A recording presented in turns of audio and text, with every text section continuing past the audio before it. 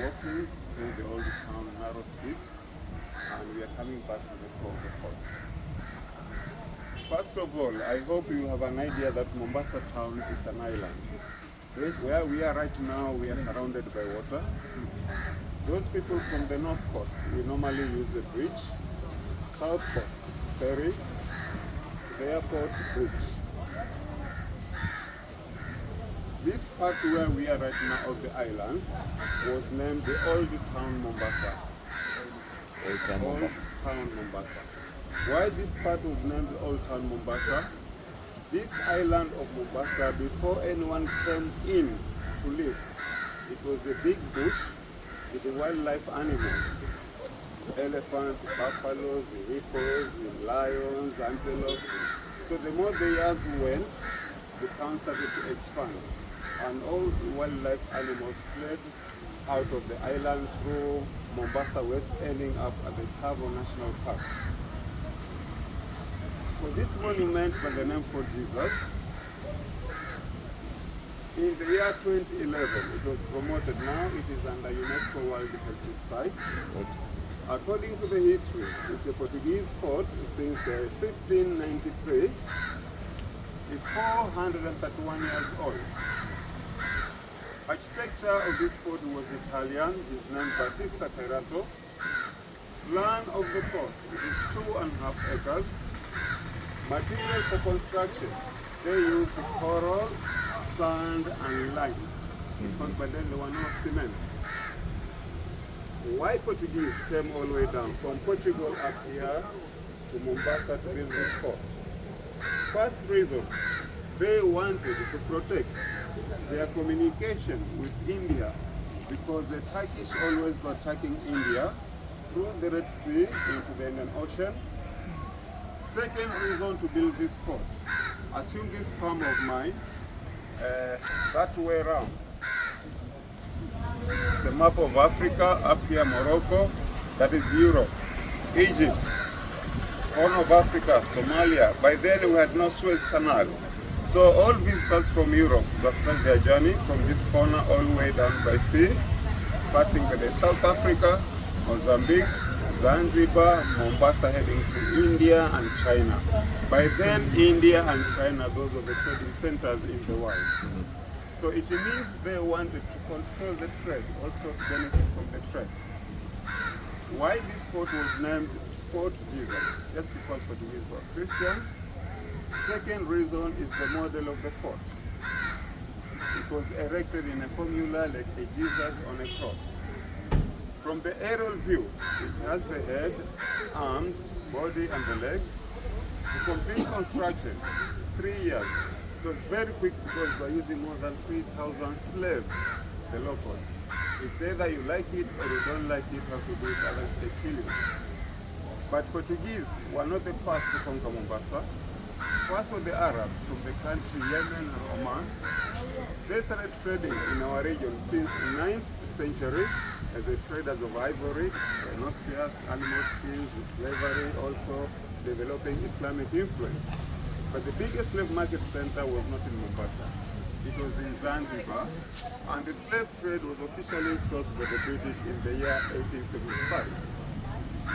Last date of the Omani Arabs to leave our Kenya coast, it was the year 1895, when this coastal strip of Kenya was finally leased to the British government for 100 years by the Sultan of Zanzibar. Because by then, Mombasa and Zanzibar, they were all under the Oman control, but headquarters of administration was in Zanzibar. Oman. Yeah. So apart from Omanis, second to occupy Mombasa were the Portuguese. They were here by 1593, and in 1729 they went down to Mozambique. Third were the Turkish. Turkish expedition arrived there in the year 1589. For Turkish to land in Mombasa, it was not to conquer, to colonize. During that time, it was a time of Ottoman Empire. All over the world, Muslims, headquarters was in the country Turkey. So any Muslim country with a problem was to seek help from Muslim brothers. So target of Turkish to land in Mombasa, it was to pick up the Portuguese because they were very harsh and cruel to the residents. But unfortunately, before Turkish arrived, Portuguese had already imported an African tribe from Mozambique. The name of the tribe was known as a Zimba. Those Zimba people, they were cannibals. Now the combination of the Zimbas and Portuguese during the fight against Turkish, that is an example.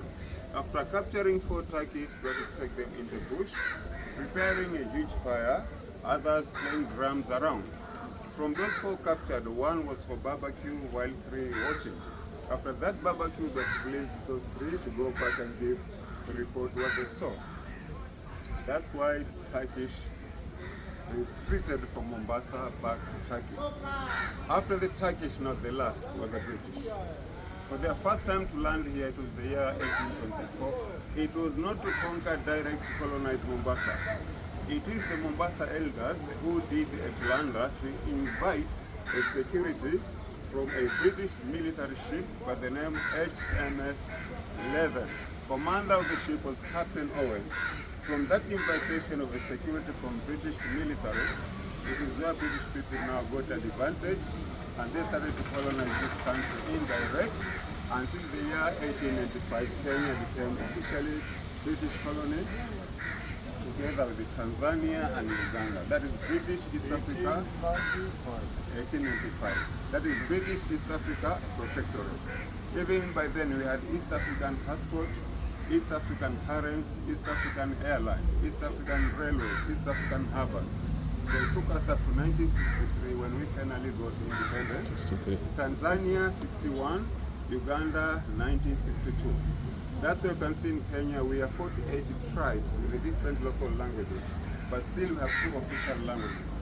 English because of British influence, and Swahili language because of the Arabs. Because the language Swahili is almost 65%, it's Arabic. The rest of that 5% is different languages around the world mixed up together.